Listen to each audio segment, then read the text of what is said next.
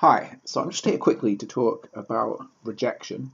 And there's all sorts of rejection, romantic rejection. I've got a lot of experience of that. Being stood up on dates, people going to the toilet, only to never ever come back.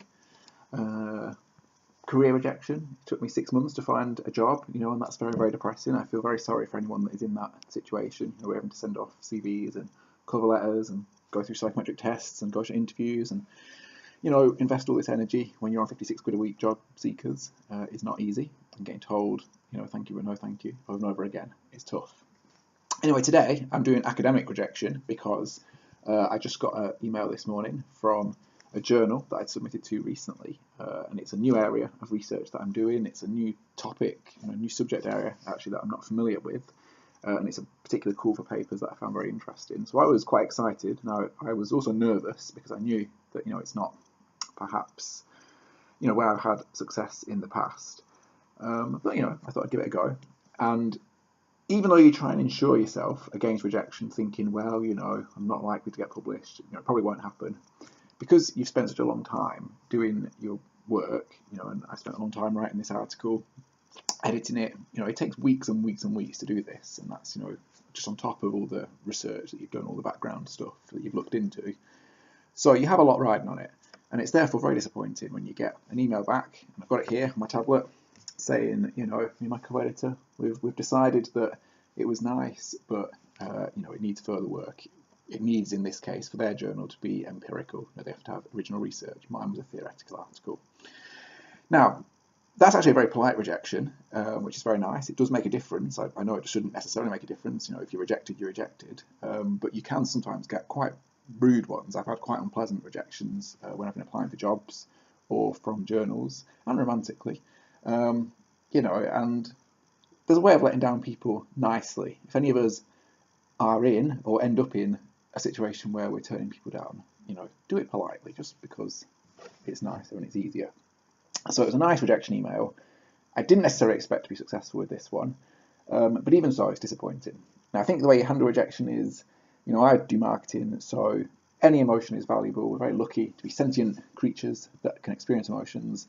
So, let it all hang out. So I was a misery at work today. I wasn't much fun, so I apologise to people.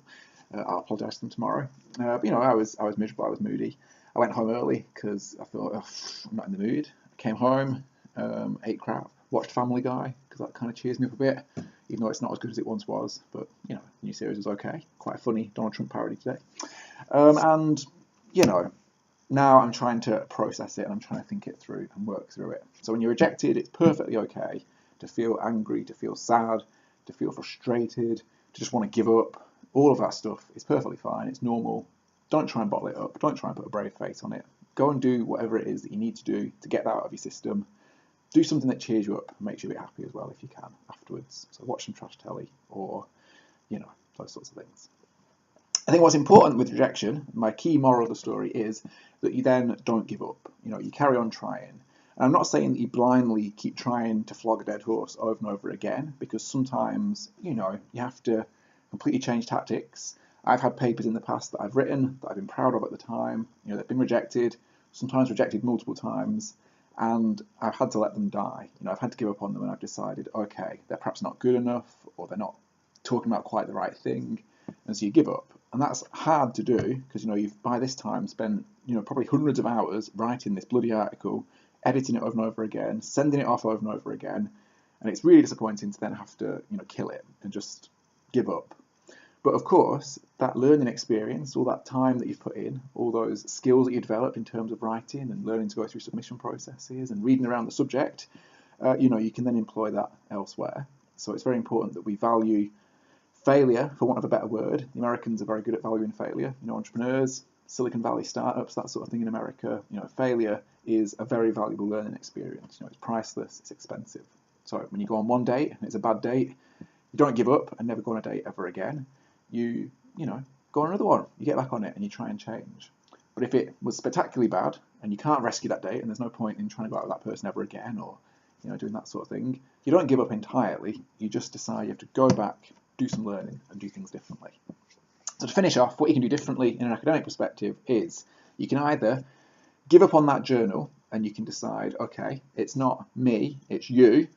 that is the problem. I have got a good piece of work here. I think it's solid. I think it's strong. I can take on board your criticisms after a period when I've just thought, oh, fuck off.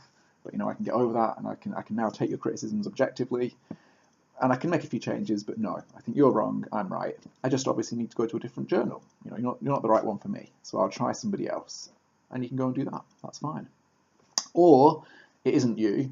Wait, it's not them, it's you. Yeah, so it's not them, it's you. That one's harder to take because you have to admit that you've made a mistake, or perhaps it's not been as good as it could have been, you've overlooked something, whatever it is.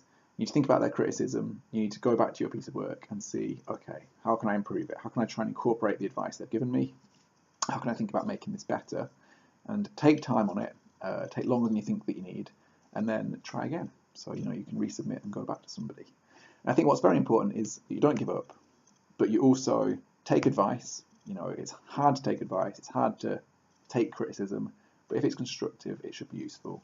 Try and co-opt it, try and incorporate that into your work, and then give it another go and see what happens. It's always worth trying, definitely. Get back on that horse, get back out there. So that's what I'm going to do today. I'm going to try not overthink it too much, try not obsess about it, because I tend to always do that. And instead, I'm going to just look at my work. I've printed it all off, it's all ready, lots of sheets, I've got lots of multiple coloured pens and highlighters, and I'm going to go through it and I'm going to see, okay, should I make the changes that they've advised me to do? Can I make those changes because they've asked me to do things that I think perhaps I'm not capable of doing, in which case I may need to go somewhere else. And if I think that my work's still pretty solid, I can try it in a different journal and see if that's okay. Hopefully, I won't have wasted my time doing this topic entirely, that I'm just not good enough for it. If that, of course, does happen, that will have been very disappointed. I'll have wasted weeks and weeks and weeks over the summer, whilst I should have been having some holiday, but I didn't because I chose to do research instead. I may have to give up on it, but even that won't be a complete loss because I've learned valuable things about writing, and that subject may come useful later on, or I may move it sideways into another article, that sort of thing. It's also important to have other things going on in your life beyond whatever it is that you're afraid of being rejected over, and whatever it is that you're working through. So have other hobbies, interests, relationships, people that you can talk to, things that you can do that are nice and that you enjoy. Because I don't think anybody on their deathbed says, I wish that I'd spent longer at work, I wish I put more hours in, or I wish that I went on more excruciating, dates, trying to blind dates with people that I met on the internet. Well, maybe. Or I wish that I applied for more jobs that were probably out of my comfort zone. That doesn't happen. You have to do it because you have to do it, because we don't want to die alone, unemployed, and we want to progress in our academic careers or whatever it is. But do other things as well to make you happy. And maybe it makes rejection slightly easier. But it doesn't get that easy. It's tough. It's grim. Ugh, I'm thoroughly depressed. But share, help each other out. At least some positive can come of this. My mum's always her get out of jail free card whenever she screwed up as a mum was, but you can learn from my mistakes, kids. And it's true, it's quite good. So if nothing else, you can salvage that, learn from my mistakes, learn from it. I don't know what you can learn from my mistake, just keep trying, keep plugging away, don't send off your articles too early, don't get excited, don't think that it's like, oh my god, I'm going to totally get published and that'll be famous professor by the time I'm 30. Unless I've got about a month for that to happen, and I don't think it's going to happen. Unless something amazing happens. Unless this video goes viral and I get tons and billions of hits and I'm the Brian Cox of marketing. One day, I've got cool badges, look. A croissant and a coffee. How quirky. Right, ciao. Don't give up, people.